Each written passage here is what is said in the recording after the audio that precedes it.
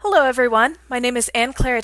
I'm a doctoral candidate in the Department of Informatics at Indiana University, and I'd like to introduce our paper entitled Tips, Tricks, and Training, Supporting Anti-Phishing Awareness Among Mid-Career Office Workers based on Employees' Current Practices. This work is a collaboration among myself, Jacob Abbott, Ashley Bochner, Sanchari, and Christena Nippert-Eng. Our work came out of a desire to better understand the moment at which an individual encounters a phishing message in the workplace. Preventing workplace phishing depends on the actions of every employee, regardless of cybersecurity expertise. But the frequency and cost of phishing attacks have more than doubled in the last 5 years. As many as 91% of successful cyber attacks begin with a phishing message, representing trillions of dollars lost to fraud.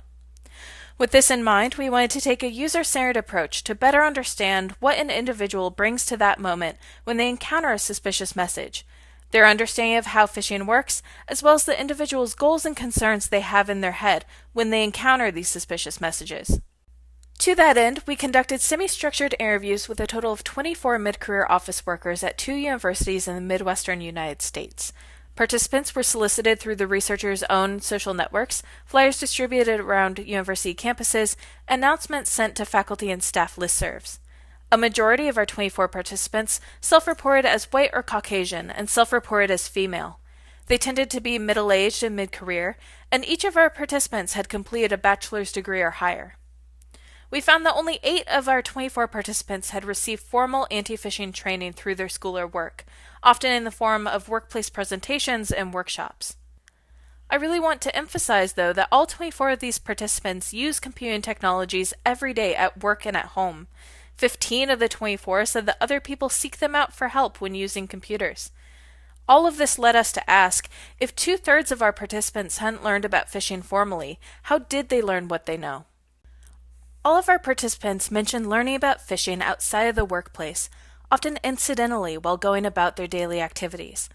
By asking our participants where they remembered learning about phishing, we're not trying to enumerate every single instance a participant had learned about phishing in the course of their lives, but rather the sources of information that they found to be memorable, enjoyable, and most importantly, useful.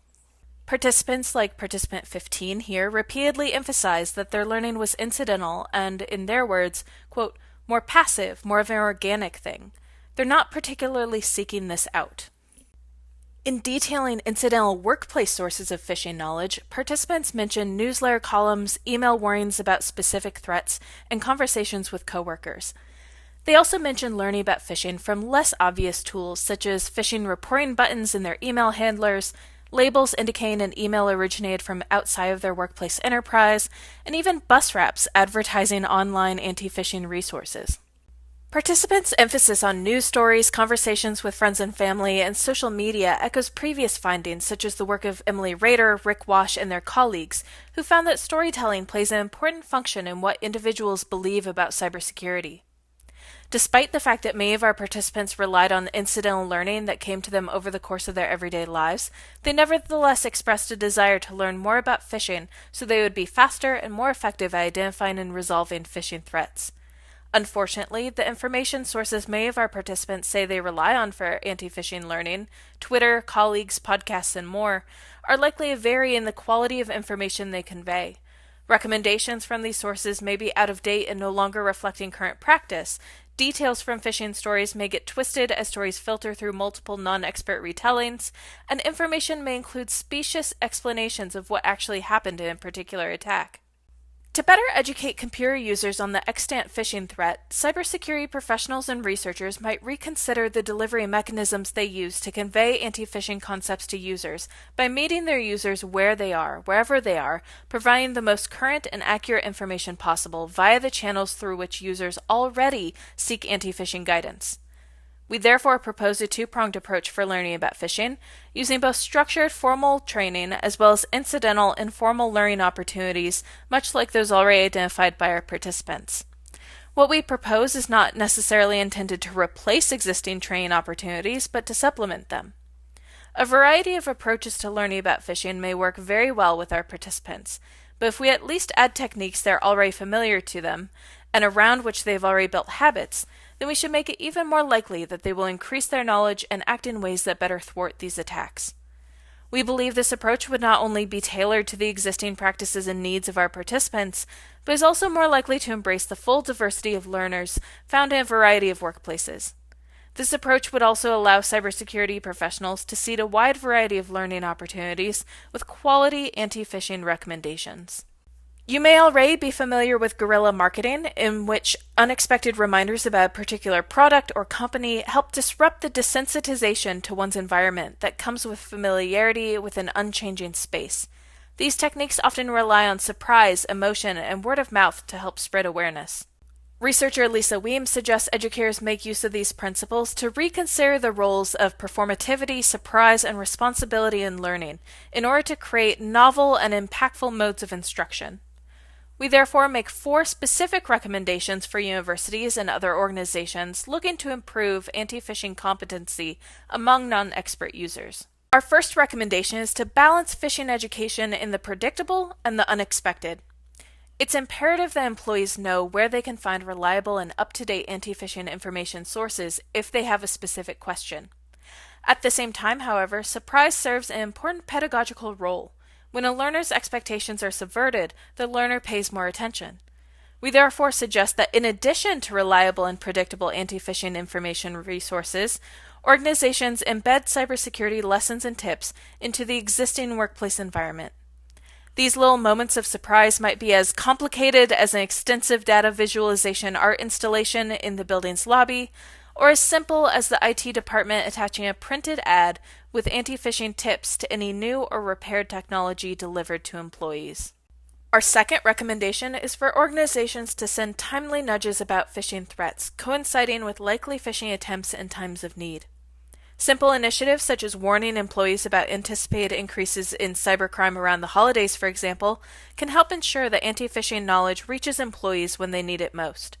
Such reminders should not only warn employees about various threats they might encounter, but also give specific instructions on what to do if they suspect they've received a phishing message. Third, we recommend that any anti-phishing educators in the workplace diversify the formats of anti-phishing learning resources to better mimic the informal learning sources users already consume. Rather than mimicking an instructor teaching from the lectern, IT staff looking to train units on phishing can shift to be more conversation-based through the adoption of workshops or guided coffee hour discussions of phishing case studies. Organizations can look into putting out their own podcasts for employees or create playlists and media packets of news programs, podcast episodes, and YouTube videos to recommend to employees or play in office and lobby spaces. Our fourth and final recommendation is to find ways to cultivate basic anti-phishing expertise among non-expert users so they may be primed to recognize and motivated to seek out anti-phishing learning opportunities in their everyday environments. The frequency illusion describes a cognitive bias in which shortly after learning new information about a particular topic or thing, individuals are more likely to see references to that thing in the course of their daily lives. Educators can make use of this bias to sensitize with baseline information, then incentivize with the pleasure that comes from recognizing and accumulating even more expertise. As employees increasingly access their work from different locations and different devices, it becomes especially important for anti-phishing education strategies to not assume that an IT or security expert will always be on hand. The combination of tips and tricks, along with more structured, formal trainings that are designed to make users feel comfortable, conversational, and open to learning something new, may go a long way toward better equipping individuals to meet today's phishing challenge. Fraud researcher Martina Dove encourages researchers and educators to understand the psychology of the learners themselves, to consider their preferences, and to integrate those into information channels so that they're more people-friendly and more personal. Our participants certainly want to know more about how to protect themselves from phishing. Deeper, more formal, and sustained anti-phishing training, in combination with cleverly delivered tips, do's and don'ts, could go a long way in helping achieve this goal. There's another work that comes from the study that asks how the ways one's workplace relationships might affect how users understand and respond to phishing threats. With both of these works, we hope our recommendations can help organizational phishing experts to choose educational opportunities and create organizational cybersecurity policies that fit the needs of a wider range of users. Thank you for your time. We welcome your questions and feedback at CHI 2023.